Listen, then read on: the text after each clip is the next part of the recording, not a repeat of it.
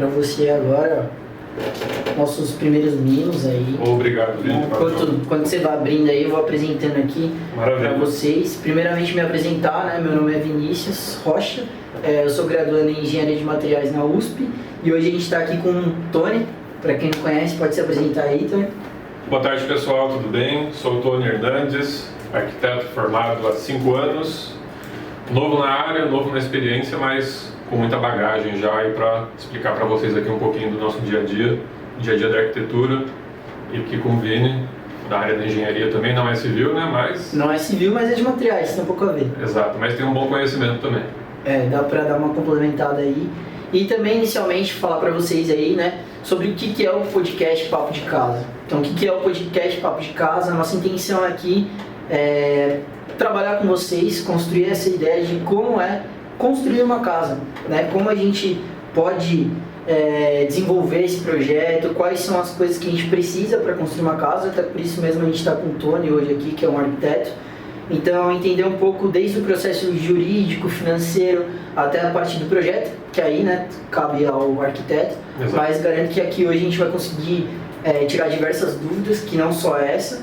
Então, a gente pode ter dicas até da parte de construção, até dicas de decoração. Essa é a ideia do podcast, é trabalhar todos esses tópicos e ajudar você aí a construir a sua casa ideal, né? Ajudar a trazer essa melhor solução para você. Lembrando para vocês que esses episódios eles vão estar disponíveis no Spotify, no YouTube e alguns cortes vão estar no Instagram. Então sigam lá a gente nas redes sociais, Sua Casa Tech Home, e acompanhem a gente para ficar de olho nos próximos episódios, porque como a gente falou, tema é o que não falta, então a gente está aqui no nosso primeiro episódio, tem muita coisa para melhorar, mas a gente espera que esse conteúdo aí possa ajudar você a seguir esse seu projeto aí e construir a sua casa. Bom, bora lá. Para esse episódio de hoje, né, a gente preparou aqui um passo a passo de algumas coisas que a gente precisa para a construção da nossa casa. Contamos aí com o Tony para ajudar a decifrar esse passo a passo, até porque eu, como engenheiro de materiais, eu estou aprendendo aqui junto com vocês, até porque na engenharia civil, que está um pouco mais ligada a essa parte da construção, e a gente vai tratar das formas de construção e, além disso, do passo a passo da construção da casa, né? Então, inicialmente, vamos aí, Tony, conta um pouco pra gente. Eu quero comprar a minha casa, que eu sou pessoa, tô com dinheiro guardado ali e quero construir minha casa. Como é que eu faço, né? Então, eu sei que a gente tem duas opções, né? A gente pode construir nossa própria casa do zero e também comprar um imóvel ali já pronto. Trabalhar com reforma, legal. Exatamente. Quer dissertar um pouquinho, né? Discorrer sobre quais são essas formas, quais são suas vantagens, suas desvantagens também. Maravilha. Bom, Vini, você já falou bastante ponto interessante aí, né, da compra ou reforma. E aí o interessante é que a gente sempre avalia o caso do cliente, o potencial dele também e a vontade dele de ter aquele imóvel muito personalizado ou não. Então a gente está falando aqui de dois casos, né? O cliente que está buscando um imóvel do zero, igual você falou, esse cliente vai precisar ter um terreno, vai precisar ter um local de construção.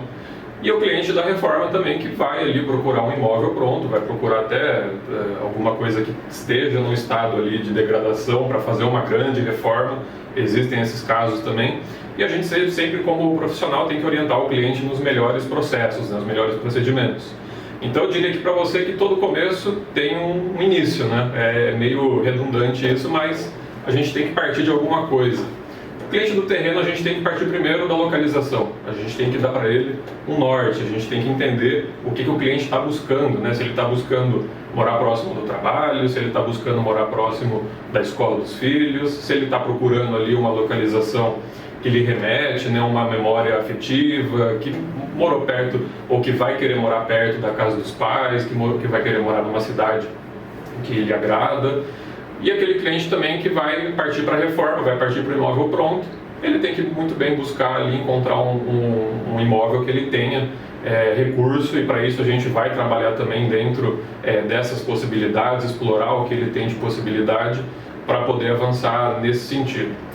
Como você falou, né? Em ambos os casos a gente tem vantagens e desvantagens. Exato. Aí, né? Então, praticidade do imóvel que já está pronto. Exato. E algumas desvantagens, né? Porque você não tem que fazer uma reforma, você tem que, né, fazer uma busca refinada, porque posteriormente seu gasto com o imóvel já pronto ele pode acabar sendo maior do que da própria construção. Exatamente. Né? Eu tenho casos, até tem exemplos disso já, que eu fiz uma vez uma reforma, era uma reforma comercial, né?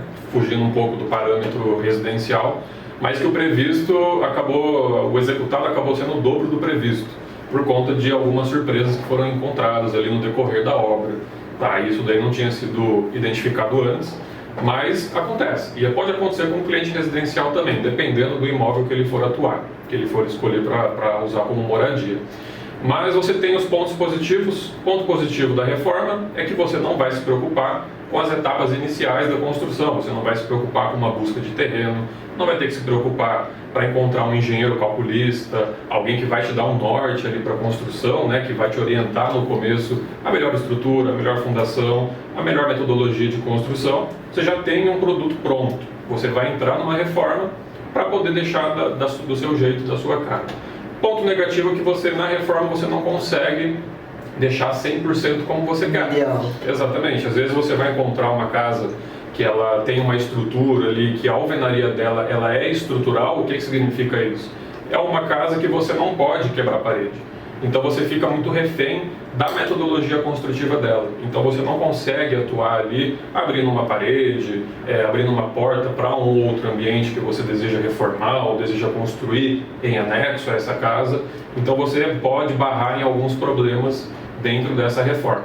Tem algumas coisas que acabam te impedindo, né? Exato. Você vai alterar a estrutura, toda a estrutura, então infelizmente você não consegue fazer aquela modificação que atenderia às suas necessidades e que de fato, né, ia trazer aquela solução para você que ia te deixar contente. Exatamente. E até puxando essa linha de raciocínio, então vamos lá, para quem quer construir a própria casa, a gente parte do projeto, né? Perfeito. Então o primeiro ponto, na verdade, é você ter a localização. A localização ela é importante, mas não é o início de tudo também. Você pode iniciar um projeto, construir alguma coisa baseada naquilo que você está em busca. Eu estou em busca de um lote que tenha tanta metragem, que tenha esse perfil, mas eu já quero dar início ao meu pensamento de projeto. O profissional consegue trabalhar dessa forma. É claro que depois, no momento que a gente for procurar um terreno, que a gente for procurar um local para fazer essa implantação do projeto, a gente vai ter que fazer ali as adaptações desse projeto. Pode ser pouco, pode ser muita, mas vai depender muito ali do perfil que a gente estiver trabalhando. E claro, sempre uma construção do zero é muito prazerosa, tanto para o profissional quanto para quem está procurando essa casa, esse primeiro imóvel ou o segundo imóvel. E a gente costuma trabalhar nessa linha sempre seguindo do começo com o cliente, né? Os desejos dele, o que ele quer que tenha a casa, o que ele gostaria que tivesse ali numa possibilidade, que talvez não esteja no alcance, mas que ele deseja ali futuramente construir. Então, quando você parte do imóvel que está vindo do zero, de uma casa que está sendo construída do nada, é muito mais simples de você poder resolver algumas questões que numa casa para reforma, num imóvel que você pegue para fazer uma modificação, já fica um pouco mais difícil. E digamos assim, eu sou uma pessoa que está querendo construir minha casa aqui, qual tipo, né, a gente está falando hoje, agora, eu e você, o engenheiro é um arquiteto, mas para uma pessoa leiga no assunto, eu quero construir minha casa, posso chamar o meu pedreiro, posso chamar o que eu chamo, o que eu faço para construir minha casa, qual é o profissional ideal, qual é a combinação de profissionais para de fato, né, dar um norte para esse projeto, iniciar o projeto e também finalizar. Perfeito. Fazer administração, enfim. É importante esse questionamento porque muita gente acaba não seguindo o que nós, profissionais, consideramos o ideal, que é você sempre procurar um profissional da construção. Aquele profissional que vai desenvolver o seu projeto inicialmente, que vai colocar a ideia no papel e vai te mostrar e falar, é isso daqui que você quer, não é isso, a gente vai modificar, beleza, deu certo, é isso aqui, vamos entrar com um processo para aprovação de projeto. Muitas das vezes o caminho seguido não é esse. Tem muito cliente, tem muita gente que prefere seguir um método mais convencional, um método que é mais usual para a maioria das pessoas, porque elas estão ainda nesse procedimento de entender como é que funciona o papel do arquiteto, o papel do engenheiro civil, que é, né, desde o começo, trabalhar o projeto, trabalhar com as ideias, colocar isso no papel, porque na cabeça do profissional isso daí está funcionando, essa linha de raciocínio está dando certo, para partir depois para um processo de de burocratização do projeto, né? Aí a gente está falando de uma entrada com aprovação de prefeitura, se for um terreno em uma casa em condomínio, tem a aprovação do condomínio também, todos esses trâmites legais aí para você no final ter a aprovação de projeto e início de construção. Então vamos trinchar aqui, o arquiteto ele vai fazer o projeto em si, né? Exato. E a execução, aí seria um pedreiro, seria um empreiteiro, como é que funciona? O engenheiro entra nesse meio? Exato. É interessante sempre ter um engenheiro porque a gente envolve ali, né, dentro do projeto, e o arquiteto não pode se intrometer muito nisso, que é o cálculo estrutural. Aí entra a função do engenheiro civil. Então o arquiteto chega até a parte do projeto, o desenvolvimento do projeto executivo, o projeto preliminar, o projeto que vai para a prefeitura, mas a hora que entra o projeto estrutural, quem cuida disso é o engenheiro. Então quer dizer que o arquiteto vai lá, desenha o sonho do cliente, aí Exato. o engenheiro bota na realidade. Exatamente. Né? Vamos dizer que a gente trabalha com o sonho do cliente na parte estética e na parte ambiental, no sentido dos ambientes do projeto.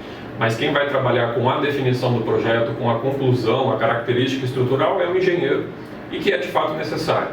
Então, quando o cliente passa essa fase, ele acaba ignorando e vai partir para construir ou com o empreiteiro, com aquele pedreiro que ele conhece da família, que vai fazer o projeto. O primo, né? O primo, gente, nada contra esses profissionais, mas é que você tem uma linha de raciocínio lógica dentro do projeto. Você tem que ter um profissional que te acompanhe ali em todas as fases e que te dê a garantia que aquele projeto vai funcionar, que ele vai ser concluído com sucesso. Boa. E mais ou menos em torno de quanto custa um projeto aí para quem está construindo a casa dos sonhos? Quanto vai gastar assim no preço total da casa no projeto, só no projeto? Legal. A gente está falando aqui em torno de 10 a 15% de projeto, tá? Pode parecer um valor alto, mas quando a gente tem projeto, eu tenho previsibilidade. Eu tenho certos custos ali que no decorrer de obra, pode ser que o prestador, né, o fornecedor, que o construtor não consiga prever. Então, quando eu tenho esse projeto antecipado, quando eu tenho essa linha de raciocínio muito bem desenhada, eu consigo prever imprevistos. É meio redundante, mas eu consigo ter essa previsão, né, do processo ali, o que pode dar errado, o que tem que melhorar, o que tem que mudar.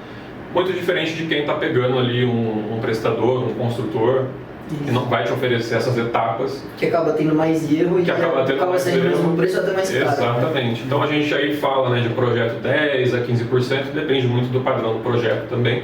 É claro que a gente está falando numa média geral, mas existem projetos aí que levam de 20% a 25% do orçamento global de obra.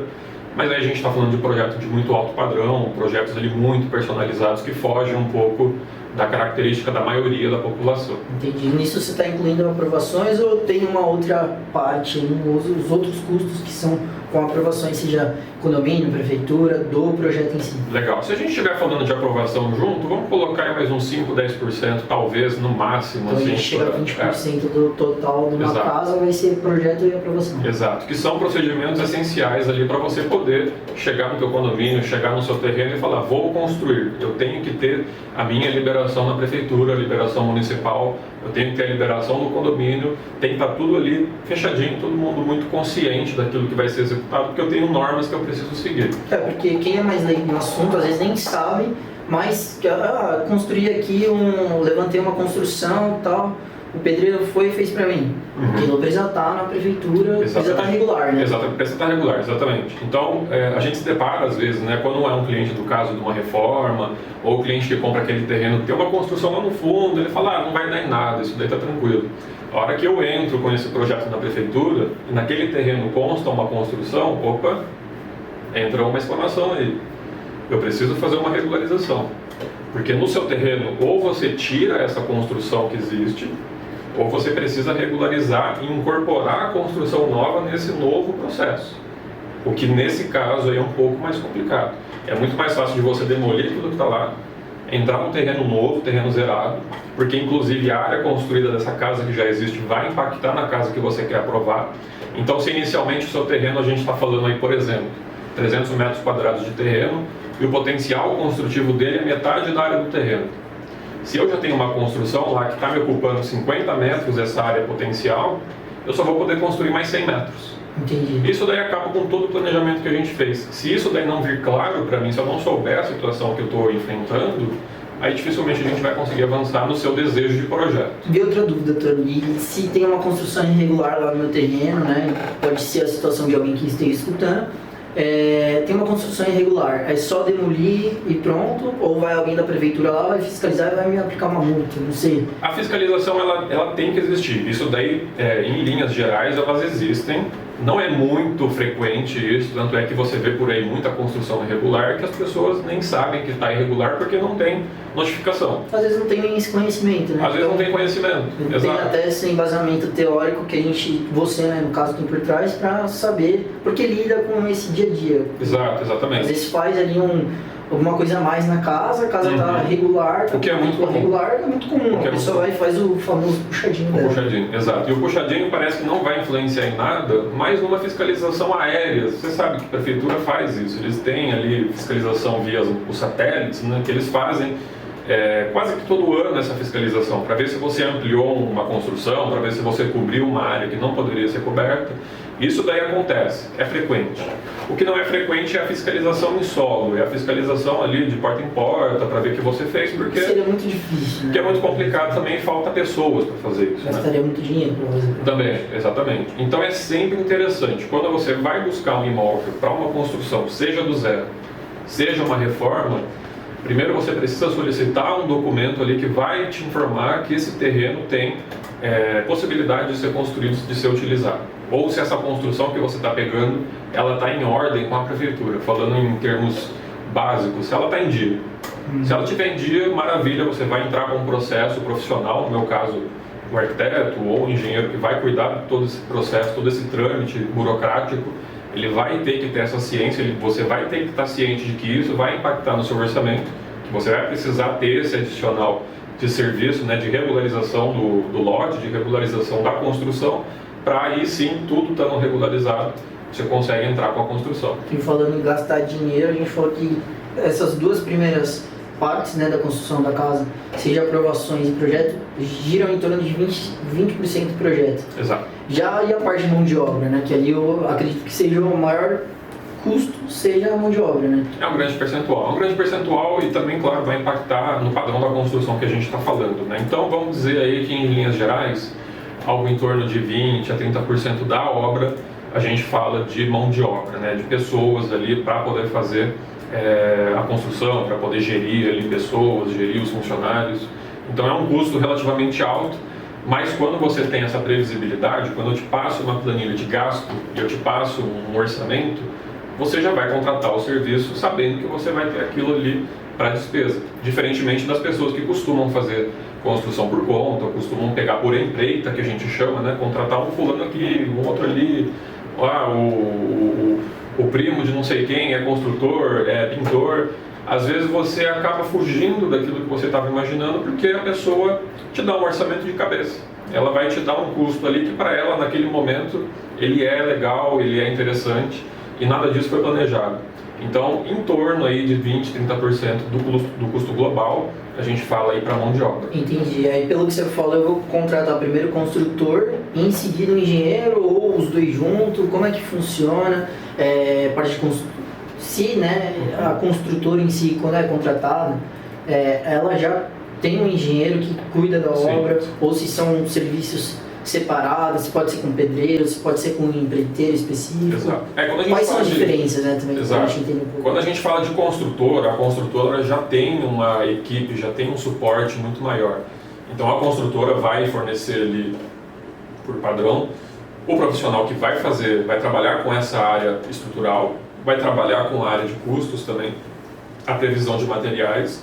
Por outro lado, o empreiteiro, né, o construtor pequeno, que a gente nem chama de construtor, mas chama de empreiteiro mesmo, aquele cara que faz casas em diversos lugares, que não se preocupa muito com essa organização, ele vai ter que sair contratando muita gente, ele vai ter que pegar um pouco daqui, um pouco dali, e aí ele vai acabar não dando conta no final, ele não vai ter essa previsibilidade de custo para você. Então, tem uma diferença, você pode contratar o engenheiro e essa equipe que vai fazendo aos poucos, ou quem tiver essa disposição, essa disponibilidade financeira de contratar uma construtora, ele vai ter com certeza ali um cenário muito mais favorável a menos erros, a ter poucos problemas. O problema sempre vai acontecer, sempre vai haver algum imprevisto em obra, isso é normal. O cliente que contrata o arquiteto, que contrata o engenheiro, que contrata uma construtora, qualquer tipo de imprevisto vai acontecer. Só que você consegue mitigar os riscos quando você contrata as pessoas certas, no momento certo, quando você tem a previsibilidade da execução da obra. A gente vem falando isso desde o projeto, né? Você tem o projeto certinho, as aprovações certinho, e quem vai executar, ter uma mão de obra qualificada é o diferencial para evitar, mitigar erro, como você falou. E nem todas construtoras, nem todos os empreiteiros ou pedreiros até mesmo fornecem uma garantia, padrão de acabamento, alinha com você um padrão de acabamento. Como é que funciona essa parte burocrática do processo de você ter uma garantia, tem algum tipo de contrato que você assina com a construtora para garantir que vai se entregue em determinado prazo? Como é que funciona? Porque, pelo que eu tenho de experiência própria, em construções no geral que eu vejo, a maioria atrasa. Sim. A maioria não entrega no prazo e a maioria sai no dobro, ou muitas vezes mais caro do que estava sendo Como eu falei no começo para você o exemplo, né, daquilo lá que foi feito, o projeto foi executado, só que foram colocadas pessoas erradas para executar esse projeto. E depois descobriu-se que ficaria o dobro do custo. Uma reforma que era para custar 125 mil reais acabou custando 250, 270 mil. Isso é um fato. Então, quando a gente tem essa previsão, quando a gente tem um determinado cenário aí favorável a você ter uma construção que segue essa risca, que segue esse planejamento, a sua proporção de erro no final vai ser muito menor. Então, do que a gente estava falando aqui, que foi em consideração aí a execução, aquela garantia que o construtor me dá, que o pedreiro me dá, de novo aquela linha de raciocínio. Quando eu contrato uma empresa que tem a expertise da construção do começo ao fim, eu vou ter muito menos problemas ali na questão do acabamento, na questão da entrega, a questão de prazo. Exato. Ele vai me dar muito mais garantias. Então, o construtor costuma me dar, ele costuma entregar, seja para o profissional que está contratando ele, seja para o cliente direto, ele costuma ter o contrato, ele costuma ter ali os termos dele de garantia, de entrega, de prazo. Agora, um profissional ali que você pega como indicação, que vai construir sua casa num prazo ali que não existe, que a gente sabe que não vai ser entregue, você corre muito mais risco e corre risco de ficar na mão, porque às vezes chega no final do processo ou no meio do processo, esse profissional acaba largando a obra por um outro motivo, porque recebe uma outra proposta, porque tem um outro cliente que está pagando mais, que está oferecendo mais. Então ele atua como que um mercenário, e vamos falar assim, com todo respeito a vocês, profissionais dessa área. Mas eu já lidei com muita gente assim. Chegava na sexta-feira, o profissional ele estava lá para concluir uma obra, para receber ali a parte dele, e o cara não aparecia, nem para receber. Não, e outra coisa até que vale a pena ressaltar é a questão de orçamento, porque como o orçamento às vezes sai muito mais do que planejado, quando não se trata de um profissional que tem uma mão de obra qualificada, os custos acabam aumentando muito, tem muita obra que acaba sendo paralisada. A gente tem exemplos de obras do governo, mas também obras privadas que acabam parando, porque fogem do orçamento da pessoa, da empresa, enfim, tem que paralisar a obra porque não tem como seguir.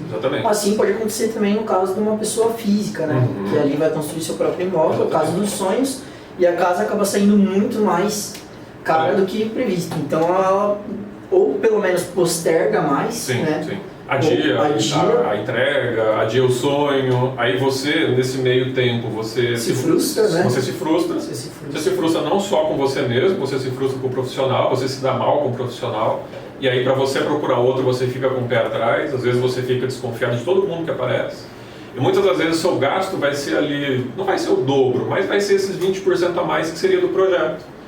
Para você contratar um profissional para falar, olha, eu preciso pôr em ordem minha casa, literalmente. O que eu preciso fazer? Eu atuei esses tempos atrás com uma situação dessa, onde um cliente contratou o meu serviço, contratou um serviço de uma arquiteta parceira que eu peguei trabalho na época, para poder consertar a construção dele, construção, processo, regularizar assim, em termos de execução, porque era uma obra que estava andando, só que ela estava num prazo já muito atrasado. Então a gente foi contratado ali para poder colocar o trem no trilho, né, para colocar em ordem essa situação, porque senão o cliente ia chegar no final do ano, não ia receber a casa, ele estava planejando passar Natal nessa casa com a família, não ia conseguir receber, não ia conseguir cumprir prazo, não ia conseguir pagar os fornecedores, e aí ele ia ficar na mão. Aproveitar que você falou de fornecedores, fui lá, assinei o contrato de prestação de serviço, já fiz projeto, já tive a aprovação do projeto, já fiz tudo isso. Já tenho aí mais ou menos 50% dos gastos totais com a construção da casa. E a questão dos materiais, né? Quanto será que a gente acaba gastando? Você tem noção aí pra gente estar passando para quem está escutando a gente? Porque às vezes fica muito perdido, né? O quanto acaba gastando com cada tópico, com cada coisa que envolve toda a construção de uma casa, né? Sim. Não é só aquele sonho quando você bota no papel, é tudo isso que a gente está falando. Então todo esse passo a passo, desde a ideia do projeto, desde as aprovações, para tornar regular, né, aquela construção. Exato. Se encaixar, se enquadrar nas leis da prefeitura, do condomínio, até quem vai executar esse projeto, né? Se é possível executar. Então passar ali pelo engenheiro para ele de fato aprovar ou não aprovar, tem como fazer. A esteira do processo. Cabível, a esteira do processo. Então agora a gente chegou na parte de compra de materiais. E como é que a gente faz? É previsto, como você falou, no projeto, quanto eu vou gastar de cada coisa? Eu que tenho que fazer isso? A construtora faz? O engenheiro faz? Quem que faz? De novo, é aquela história, quando você começa certo, tudo isso está previsto. Então, o gasto de material, o gasto com fornecimento de materiais de construção, seja materiais para a construção em si da casa, seja para acabamentos, tudo isso tem que ser previsto em orçamento. Não posso chegar para um cliente e mostrar para ele e falar assim, ó, agora você vai ter que me provisionar isso aqui, você vai ter que me dar 50 mil reais para comprar o piso da sua casa. Nossa, mas você não me previu isso no começo. Ah, mas é que eu trabalho dessa forma, é por empreita. Então imagina só você chegar numa situação e chegar com uma surpresa. Quando você diz por empreita, seria por demanda. Por demanda, exato. Então chegou na hora de entrar o assentador do piso. Ele me pediu ali tanto de argamassa, me pediu tanto de cimento, me pediu tanto de rejunte e me pediu mais essa metragem de piso. Se eu chegar com essa surpresa para o cliente ele pode falar, não, vou ter que parar a obra então. Porque não encaixa no planejamento. Não encaixa no planejamento. Né? E aqui a gente está falando de planejamento em torno ali de 20%, 25% do material, também, claro, levando em consideração o padrão da obra. Entendi. Então a gente tem que levar em consideração a qualidade do material, o piso, o revestimento, o gesso, a areia, a tinta, os materiais acessórios, os materiais que vão entrar posteriormente também, de acabamento, iluminação, toda a parte de fios, toda a parte de conduítes, tudo isso daí tem que entrar. É claro que de uma maneira, né, quando a gente tem coisas assim que você não consegue dimensionar exatamente no caso de fios, quantos metros de fio eu vou precisar, de cabeamento, você coloca ali um percentual. Com uma margem, né? Com uma margem, por um cálculo que você faz. Normalmente você tem margem para quase todas as coisas também. Mas para uma pessoa leiga é difícil. É difícil, pedreiro, às vezes para uma pessoa que não é especialista é mais difícil. Exato. Tanto é que mais fácil para uma pessoa leiga, né? Mas para o profissional em específico, já é mais fácil. Tanto é que hoje se você passar em qualquer obra, aí você vai ver material sobrando ali a rodo. Você vai ver muita coisa sobrando, que foi pedido a mais, porque o pedreiro achou que na cabeça dele fosse usar X, acabou usando X dividido por 2. E aí sobrou aquele material. O que faz com aquele material? Você vai guardar no seu depósito? Você tem depósito para guardar? Pensando numa pessoa física não tem, né? Vai descartar. Você vai oferecer para o vizinho e falar, compra aqui meu piso, só que o piso do vizinho é madeirado, o seu piso é um porcelanato 90 por 90.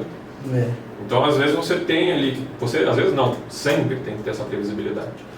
Então o profissional ele vai, ou a construtora, enfim, passa a quantidade de material que vai gastar e você vai atrás, você vai fazer essa pesquisa, vai verificar a qualidade de acabamento, a qualidade do que você quer, então a parte hidráulica, elétrica, tudo que você falou. Tem a opção do cliente correr atrás disso, correr atrás eu digo, olhar as opções que ele quer dentro desse orçamento, ou a gente também, como profissional, né, dessa obra, ou o construtor, ou o engenheiro que tiver a cargo disso, ele pode fazer esse papel para o cliente também, tudo mediante contrato, tudo ali descrito daquilo que vai ser a função dele, aquilo que vai ser a função de outra pessoa, enfim, tudo isso vai estar listado para você num contrato prévio ali que foi assinado entre as duas partes. Normalmente o profissional vai atrás de tudo isso. Aí chega no momento de definir acabamento, ele convida o cliente para fazer uma visita, para olhar o showroom, para conhecer os materiais que ele está escolhendo para a obra, porque aí entra mais a parte estética, entra mais a parte de gosto. Sim. O cliente não vai na loja olhar o bloco de tijolo. Para ele não vai fazer tanta diferença. Não faz diferença. Exato. Se ele está usando um tijolo baiano, um tijolo tradicional, um bloco de concreto, enfim, para ele o que vai importar depois, na maioria dos casos, é como que a casa dele vai ser entregue. Se ela vai ser entregue com gesso amaciado, se ela vai ser entregue com concreto aparente, se ela vai ser entregue com piso em todos os ambientes, se ela vai ser entregue com revestimento nas paredes, é isso que o cliente quer saber. E agora me surgiu uma dúvida aqui, Tony. Eu tô lá querendo construir a casa e tudo mais. Chega na parte de compra de materiais, em que momento a gente faz a compra? Porque a gente não vai fazer a compra de materiais no momento em que a gente está fazendo o processo, o projeto da casa. Perfeito. Então, até esse momento, quanto tempo, né? Vamos começar por essa pergunta. Quanto tempo para montar o projeto da minha casa, dos sonhos? Assim? Perfeito. Pera, aqui vai pausar, aqui. Eu vou deixar aqui. Foi. Então, voltando àquela pergunta que eu tinha te feito. A gente agora chegou na parte de compra de materiais, já falando um pouquinho sobre o que vai ser a escolha do cliente, o que o profissional da área ele vai ficar encabeçado de fazer, né? Muitas vezes pela compra, pelos orçamentos, vai chegar ali com aquilo listado para o cliente, vai apresentar para ele, mas o que importa mesmo para o cliente final é como vai ser entregue, né, a casa. Então, e o momento da compra. A parte de acabamento. Então, em que momento vai entrar essa compra de material, né? Porque, digamos aí, quanto tempo leva um projeto para eu fazer o projeto na minha casa? Perfeito. Vai depender de novo, né, do padrão, parece que eu vou ser repetitivo aqui, mas tudo vai ter esse porém. Se for uma casa pequena, um projeto aí leva em torno, uma casa pequena que eu digo de 100, 150 metros, eu consigo desenvolver um projeto, aí os profissionais conseguem, em média, desenvolver esse projeto na casa dos 2, 3 meses. Isso é um procedimento meio que padrão, porque ele tem tempo ali para fazer uma revisão, ele tem tempo para fazer as reuniões necessárias com o cliente. É isso que eu ia falar, que tem que bater o projeto Exato. com o cliente. Além de bater o projeto com o cliente, com as aprovações que precisam ser feitas. Perfeito. Então, nesse caminho aí... Não, esse tempo fora a aprovação. Tá? Fora a aprovação. Então, pode voltar o projeto... Exatamente. E tem que ser aprovado novamente. Exatamente. É esse tempo que muitas vezes o cliente não entende que a gente tem que ter. Então, assim, projeto... criação, vamos falar de criação. Criação de 2 a 3 meses. Aprovação em prefeitura, depende muito das prefeituras. Eu atuando na prefeitura de Campinas, sou da cidade de Campinas. Campinas tem um prazo médio ali de 4, 5, 6 meses de aprovação de projeto. Exato. Então a gente está falando algo em torno de 7 meses. 7, 8, 9 meses. 7 meses é um cenário muito... um ano pode acontecer. Pode ser bastante tempo. Mas digamos aí, de 8 a 1 ano, 8 meses a 1 ano. De 8 meses a 1 ano, um prazo ali entre desenvolvimento de projeto, aprovação desse projeto e aprovação de prefeitura. E o início da execução sempre depois que o projeto está aprovado. Depois do projeto. Então a gente está falando aí mais ou menos 1 ano em que a gente vai passar só ir revisando, desenvolvendo o projeto, para aí de fato colocar ele na prática. Exato. E aí começar a comprar os materiais, que era o que a gente estava falando. Exatamente. Então ao longo desse 1 ano, né, pensando recentemente que a gente passou por diversas altas do IPCA, né, enfim, a gente não está nem falando aqui do IPCA, mas pensando nessa parte econômica, o quanto aumentou os preços no geral, né, inclusive os preços dos materiais de construção. Exatamente, por isso que a previsibilidade do gasto é muito importante, porque eu, enquanto profissional, consigo organizar uma compra com um fornecedor X de ferro, de tijolo, o fornecedor de tinta, eu consigo ter essa pré-compra, essa pré-reserva do material, para ele poder me entregar no momento certo. A hora que vai chegar o momento da gente entrar no terreno, aí eu consigo essa liberação. Eu falo, não preciso comprar na hora que eu entrar no terreno. Muita gente acha que só depois que o projeto está aprovado, que está a planta na mão, que o construtor vai falar, vamos iniciar, vamos comprar. Não, eu consigo fazer essa previsão de compra. Eu consigo ter esse material previsto, eu consigo ter todo esse gasto aí, como a gente falou anteriormente, dentro dessa previsão de orçamento, e eu consigo prever essa compra, eu já consigo deixar isso organizado, seja de material de construção, seja do material de acabamento. E é importante, como você disse aí, que tenha um reajuste. Então, quando a gente faz essa previsão de gasto, quando eu fecho essa compra sem receber o produto ainda, eu estou livrando o meu cliente de um reajuste aí de mais ou menos uns 10, 15% que ele teria no outro ano. 10% do que vai custar em torno de 20 a 30% do projeto, do valor total da casa. Exatamente. Então eu tenho esse resguardo. Bem grande, né, que a gente tem. Eu tenho essa economia dele para com a obra, para com os materiais, e aí ele consegue depois ficar mais tranquilo lá na frente para poder, se tiver algum gasto extra, algum custo ali que a gente realmente não conseguiu ver, porque como eu disse para você, a gente tem imprevisto em toda a obra. A obra que é 100% planilhada, 100% organizada, ela vai ter imprevisto. Mas o imprevisto meu vai ser muito menor do que aquela obra que foi feita ali aos trancos e barrancos, com o pedreiro que vai, que aparece, que faz, que sobe. Com o amigo do amigo. Com o amigo do amigo, exatamente. Então a gente tem essa previsão de custo. E nesse projeto que você faz, nesse planejamento de custos, já está embutido aí desperdício, eventuais perdas, retrabalhos, né, que acabam acontecendo. Sim. Apesar de a gente ter falado lá daquele material que sobra, né, não precisa sobrar tanto, obviamente. A gente está falando aqui de um percentual de 3 a 5% que sobre para uma margem de segurança. Então, por exemplo, revestimento, piso. Quando eu compro piso para o meu cliente, eu não vou comprar 200 metros de piso cravado. A casa dele tem 200, compro 200. Não, eu compro 220 metros, 230, porque aquele piso que sobrar, no decorrer da obra, na instalação, no manuseio desse piso, pode quebrar. Exatamente. Eu vou poder utilizar ele, o piso adicional, o piso que está sobrando, entre aspas, para fazer um rodapé, para fazer um complemento. Então, essa previsão do excesso, ela é colocada também nos custos previstos, mas não precisa ser tanto. Quando você tem muita sobra de material é porque alguma coisa não foi muito bem feita. Ou a previsão está errada, ou o cálculo daquilo que eu precisaria no começo está errado. O estagiário errou na conta. O estagiário é sempre culpa do estagiário.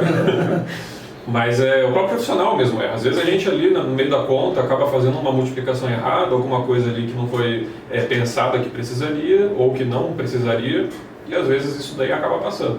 Mas em via de regra a gente está falando aí de revestimento, né, de pisos, em torno de 5%, 10% no máximo, para você ter uma sobra, uma margem de segurança para essa execução depois não sofrer nenhum atraso. Porque se eu precisar comprar depois que eu vi que faltou, aí a gente vai ter que lidar com prazo de fornecedor, prazo de instalação, prazo de entrega, disponibilidade, lote do produto. O lote do piso nem sempre é o mesmo lote daquilo que eu comprei. Então eu tenho o lote... Se achar o mesmo... Perfeito, é muito difícil. Se o lote que eu comprei na minha previsão para o cliente é o lote 001 e o lote que eu tenho disponível depois para comprar é o 002, a cor às vezes não vai bater a tonalidade, o desenho, se ele for um piso com um desenho ali um pouco trabalhado, ele pode entrar em desacordo, né? Ele pode não ficar combinando.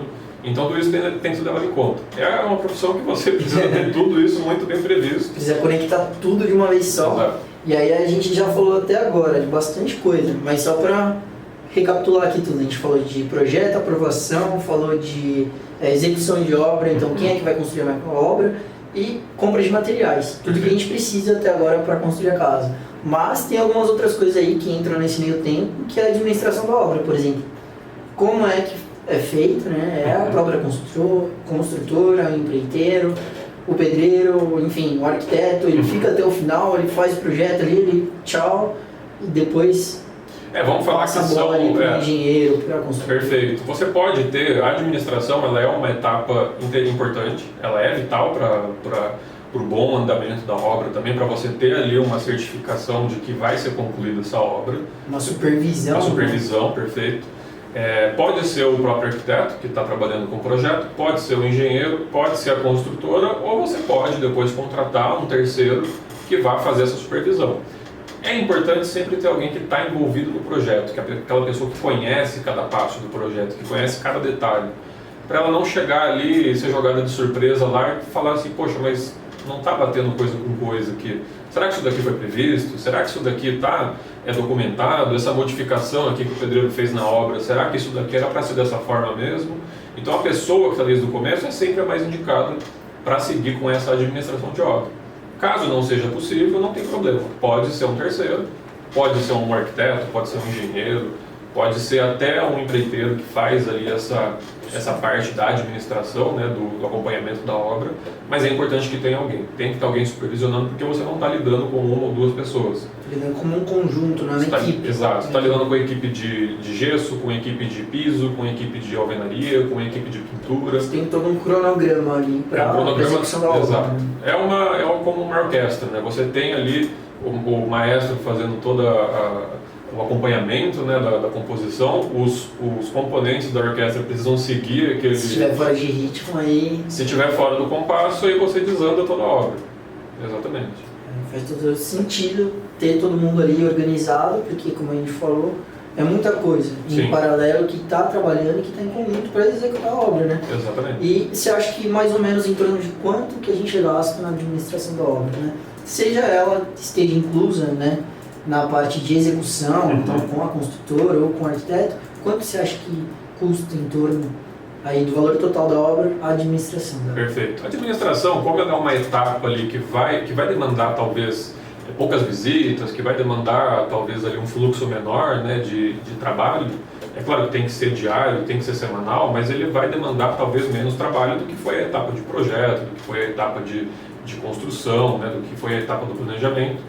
Algo em torno ali de 15% a 20%, 25%, para você ter uma obra muito bem acompanhada, para você ter aquele processo todo acompanhado, que é importante. Não deixa de ser importante porque é uma parte final, porque é uma parte que vai ser ou pode ser contratada concomitantemente com o decorrer de obra, mas ela é sim uma etapa fundamental para você garantir que a sua obra vai ser entregue dentro daquilo que foi planejado.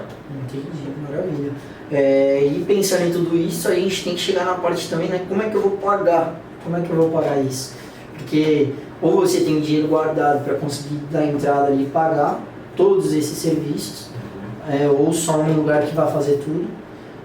Como é que eu faço, né? Esse pagamento, basicamente, para a gente resumir, ou a gente paga à vista ou a gente vai ter que financiar com alguém. Ou financiamento, exato. O financiamento vai ser com o banco, com alguém que vai fornecer esse empréstimo para a gente fazer. E dificilmente um banco vai querer te financiar a obra, tá? A gente tem hoje o banco público, a Caixa, que faz o financiamento de poucas obras, não são todas. Então, quando a gente foge ali de um parâmetro de obra que acaba saindo daquele padrão de metragem de casa verde e amarela, por exemplo, ou de construções menores, já começa a complicar um pouco mais, porque o banco não tem a garantia que a sua obra vai ser concluída. E normalmente, quando você tem o financiamento, eles liberam esse dinheiro para você por etapas. Então você tem períodos da obra ali que a sua obra vai sofrer medição. O que é a medição? É a verificação da obra por alguém do banco, que vai constatar, normalmente é um engenheiro ali que trabalha para o banco, que vai constatar na sua obra se aquela etapa que está cronogramada foi concluída naquele momento. Se não foi concluído, tchau, você não recebe. Se foi concluído, você recebe proporcional àquilo que foi executado. E assim, você consegue seguir com esse financiamento. Então é bem complicado, né? Para quem é mais leigo no assunto e quer entender, fala, pô, eu quero construir minha casa e tal, como é que eu faço esse financiamento? Quem é que vai me dar esse dinheiro para eu conseguir construir minha casa? Exato. Não é tão simples. Não é muito simples. Isso é papo um pouco também para próximos episódios, a gente vai falar um pouco mais sobre isso.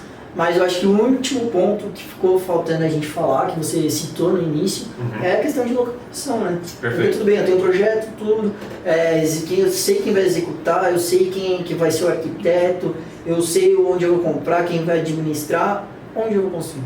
Legal, é isso aí, perfeito. Normalmente isso daí é uma etapa inicial, é a etapa 0 do seu planejamento. O primeiro ponto que a gente tem que ver é exatamente a localização. Como a gente falou no começo, você quer morar em que bairro, você quer morar num condomínio, quer morar em casa de rua, você quer um terreno que fica próximo da escola dos seus filhos, ou da sua universidade, ou do seu trabalho. Isso tem que ser levado muito em conta, para você acabar não fazendo coisa errada. Coisa errada no sentido de, putz, planejei mal, na verdade eu queria ter morado do outro lado da cidade, que é próximo da rodovia, que é próximo do meu trabalho, acabei vindo para esse lugar por conta de um terreno mais barato. Ou até porque seu projeto às vezes não encaixa, né? Ou porque o projeto não encaixa, exato. A gente passou por toda essa esteira de projeto. A gente gastou aí 1 ano de projeto. Na verdade, eu não vou falar 1 ano, né? vou falar talvez 5 meses aí na criação, na concepção do projeto. Porque na hora que eu vou aprovar, eu tenho que ter o terreno já. Tem que ter o terreno. Exato. Então, nos 5 meses que a gente passou ali, debruçado no projeto, criando, sonhando, vamos procurar o terreno? Putz, não acha nenhum que se encaixe nos planos do projeto. Porque eu tenho que seguir a legislação. A minha cidade, Campinas, ela me pede um recuo frontal de 5 metros. Para quem não sabe, recuo frontal é um afastamento obrigatório que você tem que ter do alinhamento da calçada para dentro do terreno. Isso daí normalmente varia de cidades para cidades, mas pode ser que seja meio padrão para algumas cidades do entorno da região de Campinas. Então eu tenho que dar esses 5 metros. Se a minha casa eu projetei num comprimento total de 20 metros. E é o tamanho do terreno. E é o tamanho do terreno, aí meu amigo, vamos ter que buscar outra solução ou repensar o projeto. Fazer do zero. Exatamente. Ou fazer uma adaptação. Ou fazer uma adaptação. No fundo ali a gente colocou essa sala a mais, vamos ter que tirar essa sala a mais. Ou vamos transformar a casa terra em casa sobrado. Aí para a gente poder ganhar esse aproveitamento de terreno e conseguir seguir com esse planejamento. Mas o fundamental é a gente ir atrás do terreno, sempre olhar primeiro a tela em branco, porque a tela em branco, que é o seu terreno, é aquilo que vai impossibilitar jogar ali a nossa obra, o nosso projeto. A desenhar e vai... Exatamente. E eu me basear em cada parâmetro daquilo que eu posso atuar. Eu acho que também questão de localização a gente tem muita coisa para falar, sim, assim como a parte de como você vai pagar, né, o pagamento da obra. Então acho que a gente pode deixar para o próximo episódio aí, certeza tem muito mais coisa aí pra gente falar além disso que a gente comentou. Passamos aí por uns tópicos principais, né, de como construir sua própria casa, importante para quem não sabe. Queria agora agradecer você, Tony, muito obrigado aí, espero que você tenha gostado aí dos livros, viu a canequinha aí, o caderno. Vai ser muito bem rabiscado isso aqui. Boa. E aí a gente conta com vocês que estão assistindo aí para acompanhar a gente nessa jornada de conhecimento, né, aprendendo junto com vocês aqui e trazendo mais profissionais dessa área aí para a gente entender um pouco mais como é que a gente constrói a nossa casa dos sonhos, né? Como a gente tira isso do sonho e põe na de realidade. fato põe no papel e faz, né? Faz acontecer. Beleza, é isso, gente. Brigadão. Sigam a gente aí nas redes sociais. Tony, se quiser deixar também suas redes sociais aí para o pessoal te acompanhar, pode ficar à vontade, velho. Legal, pessoal. Me seguem lá. Tem o meu Instagram pessoal. Eu tenho também uma conta em compartilhado com a profissional que trabalha comigo com os projetos. Meu Instagram pessoal é Tony Hernandes R no final. E o Instagram profissional é Letícia Passarini Arquiteta. Vocês procurem lá, vejam ali as obras que a gente já executou, os projetos que a gente está trabalhando, que a gente tem em andamento. Acho que vocês vão gostar bastante e qualquer necessidade, qualquer dúvida, eu estou à disposição também para fazer esse auxílio para vocês. É isso aí, gente. Deixem sugestões nos comentários aí, seja lá onde você estiver escutando, deixem sugestões de tema aí, porque como a gente falou, tema que não falta, assunto que não falta. Então, vamos ver o que vocês precisam saber e a gente vai aprendendo junto ao longo desse podcast. Obrigadão, Tony, obrigadão, gente, pela atenção. Eu que agradeço, Vini, obrigado aí pelo convite, espero poder participar mais vezes. Show, valeu, gente. Corta. Corta. Agora só. Posso soltar meus braços?